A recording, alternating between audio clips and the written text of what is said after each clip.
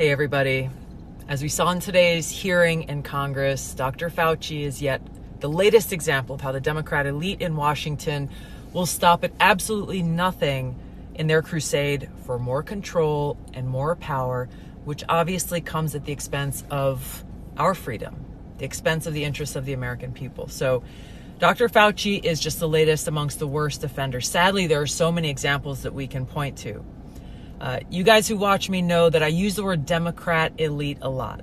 People ask me, who are these Democrat elite that you speak of? Yes, it's people like Joe Biden, people like Hillary Clinton, Nancy Pelosi, and Chuck Schumer. But it's important to recognize that it is also unelected officials like Fauci, who has shown throughout his entire career serving under both Democrat and Republican administrations through his actions that he serves his own interests and the interests of big pharma and big government consistently over the interests of the American people. The insidious part about this is that he and others take these actions and abuse their power in the name of working for our best interests when in fact they are doing the exact opposite.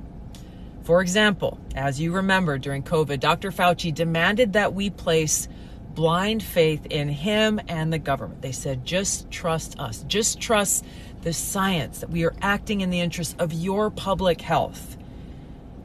But over time, we saw what it was really about.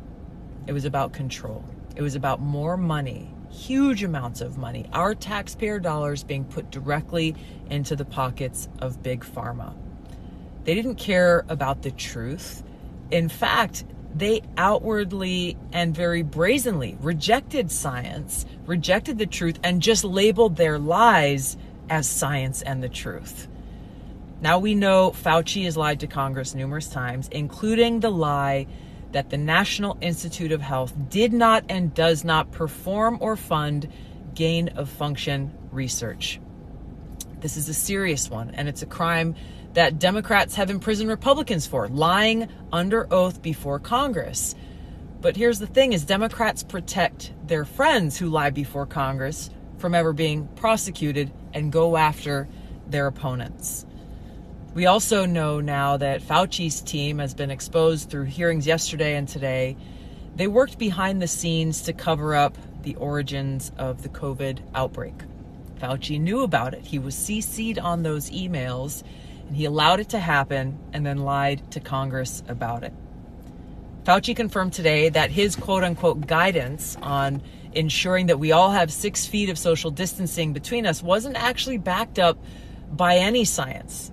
They just picked this random number out of there. I know if you were like me, when you're standing in the airport waiting to board a plane, they're saying 6 feet apart and then you're crammed together on that plane. It just makes no sense.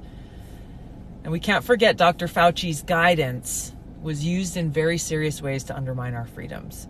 He stopped us from freely worshiping in church or even outdoor services and drive-through services while still allowing drive-through fast food restaurants to remain open, while still allowing bars, strip clubs, and liquor stores to remain open.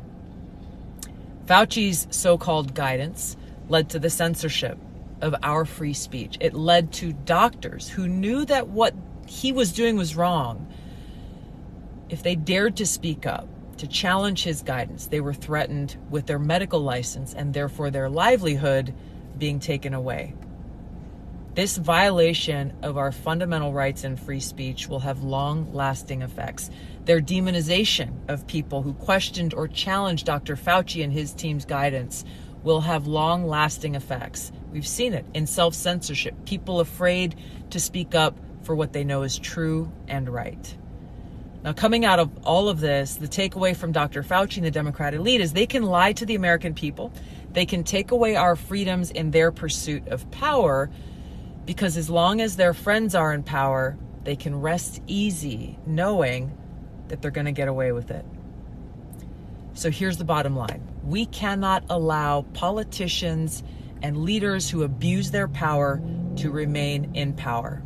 Our ability to bring about this change is in our hands. We must hold them to account so this doesn't happen again.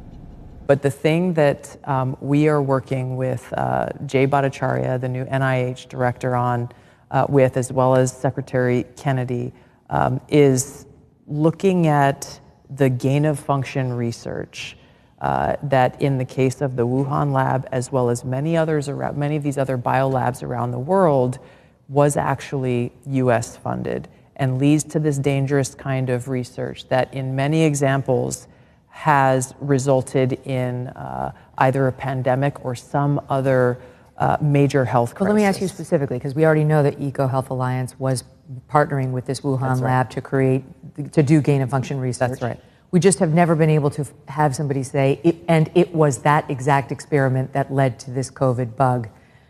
But have we gotten there? What's the new thing that you're digging in on? We are working on that with Jay Bhattacharya and look forward to being able to share that, hopefully very soon. Okay. That specific link.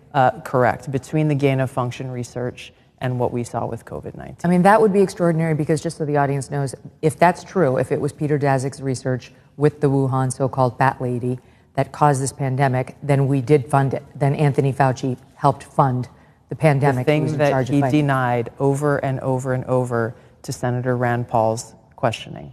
That's right, under oath. Under oath, exactly. So is it any wonder that he sought a preemptive pardon for anything during a certain period of time by President Biden before he left office? And then strong-armed and smeared people like Dr. Jay Bhattacharya, anybody who came out and said, I don't know if that's natural. This actually smacks of lab. And the reason why this is so important is not just what happened in the past, it's because this gain of function research is happening in biolabs around the world. We have to end this gain of function research and provide the evidence that shows exactly why and how it's in our best interest, the American people's best interest, to bring about an end to it.